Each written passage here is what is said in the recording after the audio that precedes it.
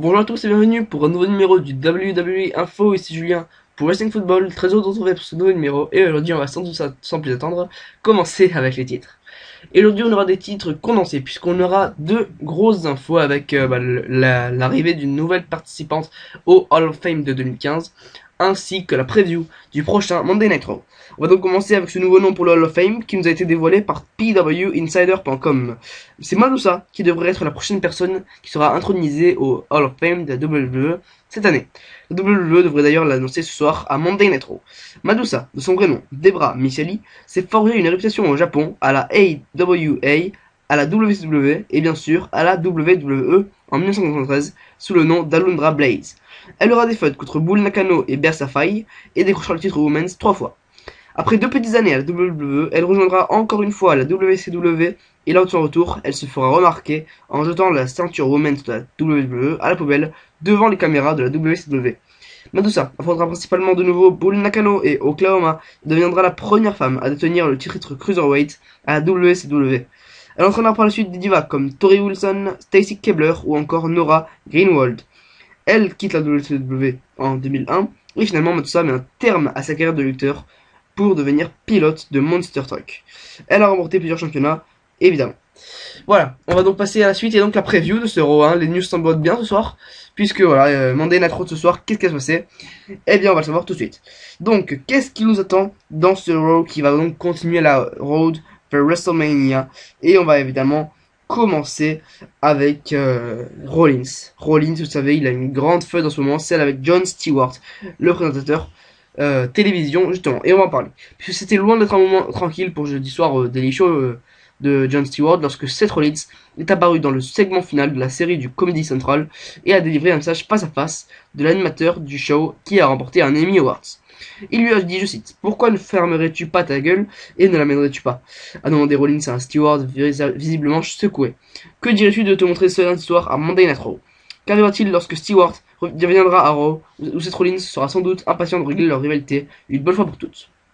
Le deuxième grand titre, c'est évidemment comment Reigns va-t-il se préparer pour Brock Lesnar. Et oui, après avoir défrayé Daniel Bryan à WWE Fastlane et gagné le droit de challenger Brock Lesnar pour le titre World de la WWE à WrestleMania, Roman Reigns a fait taire de nombreuses critiques, mais pas Paul Heyman. La semaine dernière à Raw, Paul Heyman a dit dans des termes très clairs que The Big Dog n'est pas ce qu'il faut pour détrôner la Beast Incarnate au show des shows, clamant que Reigns est le bon gars à la bonne place au mauvais moment. Les mots d'Heyman n'ont fait que stimuler le désir de Reigns de défaire Lesnar et capturer la plus prisée des récompenses du divertissement sportif, mais le challenger numéro 1 devra continuer de se préparer avant de combattre The Beast à Santa Clara. Qu'est-ce qui attend Reigns à Raw alors qu'il se tient prêt pour le plus grand match de sa carrière? Troisième grand titre, Randy Orton. Randy Orton, qu'est-ce qu'il va faire à Raw? Randy Orton n'est pas très coopératif avec ses autres, hein, et même si la revenante vipère a rejoint l'autorité, sa relation avec le reste du groupe est vraiment pas sereine du tout, particulièrement avec Seth Rollins, qui est déjà tendu au maximum. Réémergent à la WWE avec une vengeance à Fastlane, Orton a distribué les RKO à la GNG Security ainsi qu'à Kane, Big Show et Rollins, mais il semble bien qu'aujourd'hui ils sont sur la même longueur d'onde et que ils sont donc tous associés pour l'autorité. Randy Orton pourrait à tout moment entrer dans la même rage que dimanche dernier comme il a commencé à le faire après le main event du Raw de lundi dernier, en portant à Jimmy Noble un RKO de frustration. Verrons The Apex Predators se déchaîner à nouveau contre l'autorité cette semaine, ou Triple H et Stephanie McMahon le forceront-ils d'une quelconque façon à coopérer. Ensuite, on va évidemment parler de titre intercontinental. Pauvre Wade Barrett, et oui, parce qu'en ce moment, il est toujours champion intercontinental après que Dean Ambrose soit fait disqualifier à Fastlane, mais ses pertes ont été notables justement à cause de lui, qui s'est enfui avec le titre une fois le match terminé. Après avoir affiché le prix volé à Raw, Ambrose l'a ramené à SmackDown, où Daniel Bryan et R-Truth ont jeté leur dévolu sur la ceinture, avant qu'Ambrose ne la récupère. Sans regard de qui détient matériellement la ceinture, c'est Barrett qui devra la défendre contre plusieurs superstars à WrestleMania 31 dans un match de l'échelle, comme nous l'avons appris jeudi. Alors Barrett sera-t-il capable d'un nouveau conserver son titre bien aimé?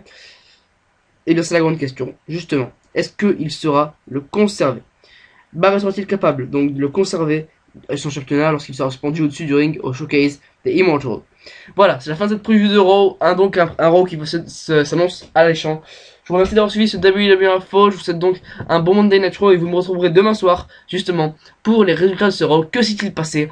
Est-ce que Randy Orton a trahi l'autorité? Que s'est-il passé au niveau du ladder match intercontinental? Vous saurez tout demain. Allez, ciao tout le monde.